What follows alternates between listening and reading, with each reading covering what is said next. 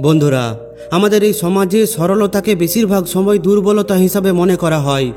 এখানে নিরীহতাকে নয়, চালাকিকে মূল্য দেওয়া হয়। এখানে সেই জয়ী হয় যে পরিস্থিতি বোঝে, যে নিজের মস্তিষ্ক দিয়ে খেলে এবং সঠিক সময়ে সঠিক সিদ্ধান্ত নেয়। আপনি হয়তো অনেক সময় ভেবে থাকবেন যে আমি তো একজন ভালো মানুষ, আমার মন সম্পূর্ণ পবিত্র ও পরিষ্কার, আমি কারোর ক্ষতি করি না, তবুও মানুষ আমাকে উপেক্ষা করে, তারা আমাকে মূল্য দেয় না। কেন? কারণ এই দুনিয়ায় ভালো হওয়াই যথেষ্ট নয়, আপনাকে বুদ্ধিমান, সতর্ক এবং শক্তিশালীও হতে হবে।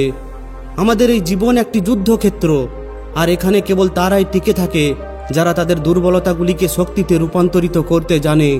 আপনি যদি চান যে এই দুনিয়া আপনাকে সম্মান করুক, যদি চান যে মানুষ আপনার কথা শুনুক, যদি আপনি জীবনে মহান কিছু অর্জন করতে চান, তাহলে আপনার ভেতরের চাণক্যকে জাগ্রত করতে হবে। আজ আমরা জানব আচার্য চাণক্যের ওই সমস্ত নীতিগুলি যা তিনি নিজেই চন্দ্রগুপ্ত মৌর্যকে একজন সাধারণ যুবক থেকে ভারতের সর্বশ্রেষ্ঠ সম্রাট হয়ে ওঠার জন্য শিখিয়েছিলেন। এগুলি কেবল নিয়ম নয়, এগুলি হলো সফলতার শাস্ত্র। এখন মনোযোগ দিয়ে শুনুন, কারণ যদি আপনি এই বিষয়গুলি বুঝতে পারেন, তাহলে এই দুনিয়ার কোনো শক্তি আপনাকে থামাতে পারবে না। এগুলি হলো সফলতার 10টি অটুট নিয়ম। আচার্য চাণক্য বলেছেন, যদি আপনি এই পৃথিবীতে সফল হতে চান, তাহলে চালাক হতে শিখুন। যদি আপনি চালাক না হন, তাহলে মানুষ আপনাকে পদদলিত করবে। এই পৃথিবীতে সাদাসিধে ও সরল মানুষের কোনো স্থান নেই। যদি আপনি সরল থাকতে চান, তাহলে মেনে নিন যে সাফল্য আপনার কাছ থেকে চিরতরে কেড়ে নেওয়া হবে। মনে রাখবেন, আপনাকে নিজের মস্তিষ্ককে সঠিকভাবে ব্যবহার করতে হবে। এখন খুবই মনোযোগ দিয়ে শুনুন সাফল্যের এই 10টি নিয়ম। নিয়ম নাম্বার 1, ভেবেচিন্তে কথা বলুন, অন্যথায় লোকেরা আপনাকে দুর্বল মনে করবে। বন্ধুরা, আমাদের কথা আমাদের ব্যক্তিত্বকে প্রতিফলিত করে। আমরা যা বলি তা অন্য ব্যক্তির ওপর গভীর প্রভাব ফেলে। যদি আমরা চিন্তা না করে কথা বলি, তাহলে আমাদের আত্মবিশ্বাস কমে যায় এবং লোকেরা আমাদের দুর্বল মনে করতে শুরু করে। আমাদের সব সময় কথা বলার প্রয়োজন নেই, কিন্তু যখনই আমরা কথা বলি, তখন আমাদের সাবধানে কথা বলা উচিত। আসুন একটি উদাহরণ দিয়ে বোঝা যাক। একবার একজন নেতা তার সমর্থকদের সমাবেশে ছিলেন। তিনি খুবই আত্মবিশ্বাসী ছিলেন, কিন্তু যখন তিনি কোনো চিন্তা না করেই কথা বলতে শুরু করেন, তখন লোকেরা তাকে নিয়ে মজা করতে শুরু করে। তার কথায় গম্ভীরতার অভাব ছিল, যার ফলে তার ভাবমূর্তি দুর্বল হয়ে যায়। তবে যদি তিনি প্রতিটি শব্দ সাবধানে বেছে ব্যবহার করতেন, তাহলে তার প্রভাব আরও বেশি তীব্র হতো। একইভাবে আমরাও যদি চিন্তা না করে কথা বলি, তাহলে মানুষ আমাদের কথাগুলোকে তুচ্ছ মনে করবে। মহান নেতা এবং সফল ব্যক্তিরা জানেন কখন কোন শব্দ ব্যবহার করতে হবে। তারা সর্বদা তাদের কথাকে ভারী করে তোলে, যাতে অন্য ব্যক্তি তা গুরুত্ব সহকারে নেয়। ভেবেচিন্তে কথা বলার অর্থ এই নয় যে চুপ থাকা, বরং এর অর্থ হলো নির্ভুলতা এবং আত্মবিশ্বাসের সাথে কথা বলা, আর এটাই আমাদের প্রভাবশালী করে তোলে। যদি আপনি নিজের জিহ্বা নিয়ন্ত্রণ না করেন, তাহলে এটি আপনার সবচেয়ে বড় শত্রু হয়ে উঠতে পারে, কিন্তু যদি আপনি এটি নিয়ন্ত্রণ করতে পারেন, তাহলে এটি আপনার সবচেয়ে বড় শক্তি হয়ে উঠবে, যা আপনাকে প্রতিটি অসুবিধায় সফল হতে সাহায্য করবে। নিয়ম নাম্বার 2, কখনো নিজের দুর্বলতা প্রকাশ করবেন না, অন্যথায় মানুষ আপনার সুবিধা নেবে। এই দুনিয়ায় 2 ধরনের মানুষ আছে, যারা স্বীকার করে আর যারা শিকারে পরিণত হয়। যদি আপনি নিজের দুর্বলতা অন্যদের কাছে প্রকাশ করেন, তাহলে আপনি নিজেকে শিকার হতে আমন্ত্রণ জানাচ্ছেন। মানুষ আপনার হৃদয় কতটা পবিত্র বা আপনার উদ্দেশ্য কতটা আন্তরিক তার ব্যাপারে ভাবে না। তারা কেবল চায় একজন দুর্বল ব্যক্তি তাদের স্বার্থপর উদ্দেশ্যে ঘোষণা করুক। যখন আপনি নিজের সমস্যা সকলের সাথে শেয়ার করেন, তখন তাদের 90% লোকেরা কেবল শুনবে, কিন্তু কোনো সাহায্য করবে না। পরিবর্তে তারা আপনার দুর্বলতাকে কাজে লাগানোর চক্রান্ত করবে।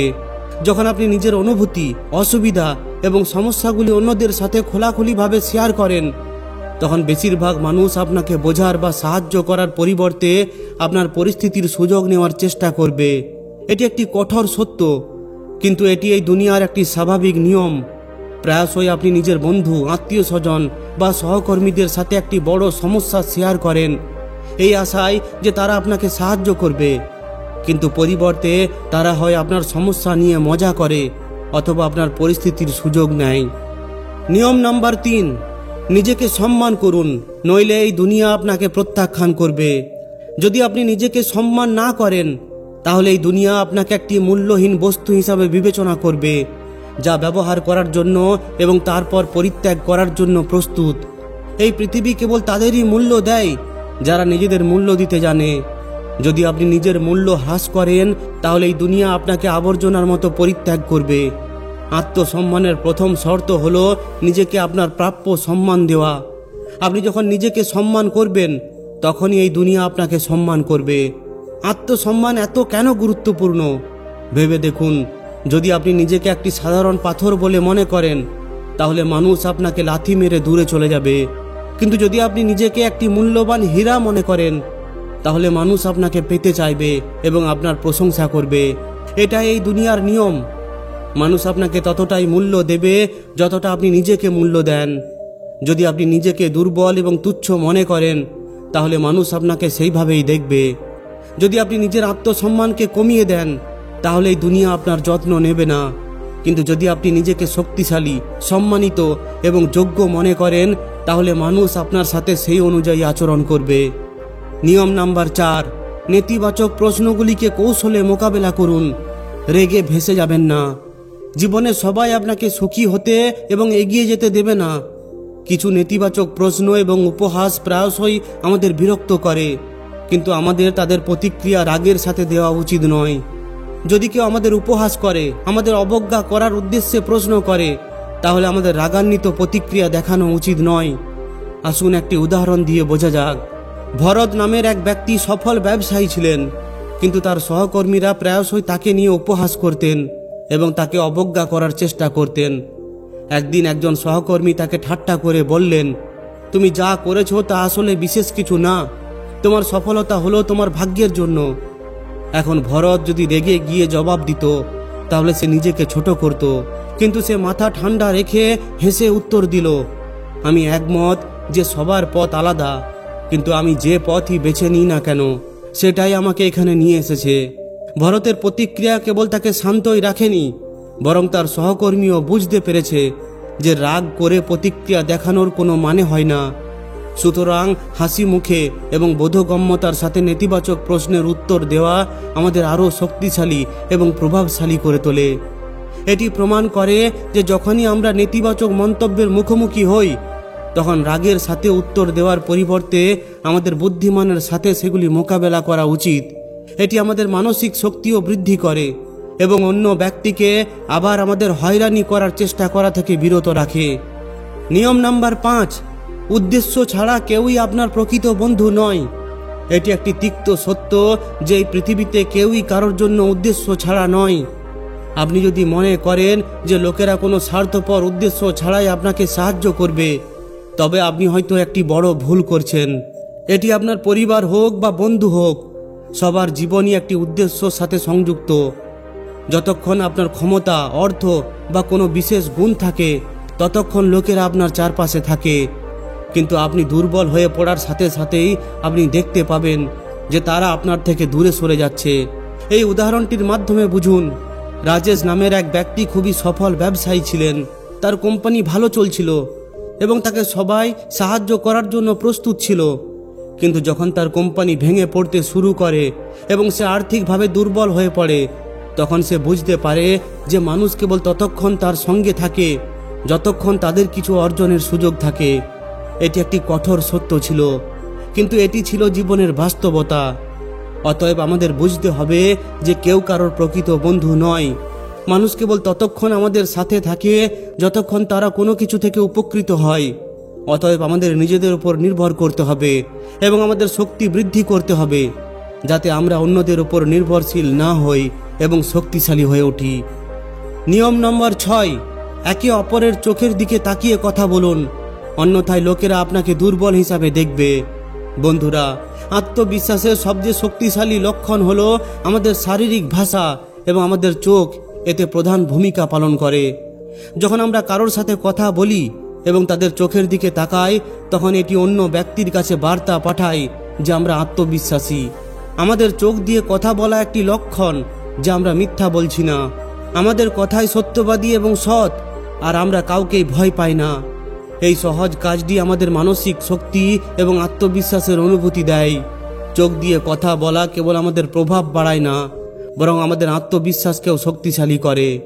এটি দেখায় যে আমরা আমাদের চিন্তাভাবনা এবং অনুভূতির সাথে সম্পূর্ণ সত্যবাদী এবং সৎ। যখন আপনি অন্য ব্যক্তির মুখের দিকে তাকান, তখন এটি আপনাকে আরও ক্ষমতায়িত এবং সক্ষম বোধ করতে সহায়তা করে।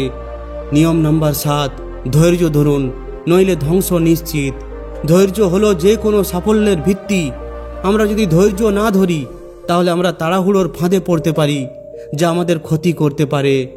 জীবনের একটা বিরাট সত্য হলো, সবচেয়ে সফল মানুষ তারাই যারা তাড়াহুড়ো করে সিদ্ধান্ত নেয় না, বরং সঠিক সময়ের জন্য অপেক্ষা করে।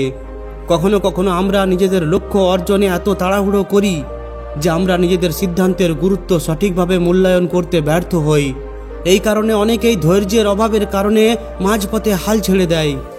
উদাহরণস্বরূপ, একজন ব্যবসায়ী যিনি দ্রুত অর্থ উপার্জনের আকাঙ্ক্ষায় ভুল বিনিয়োগ করেন, তিনি কেবল তার অর্থই হারান না, বরং তার পুরো কোম্পানিকেও হারান।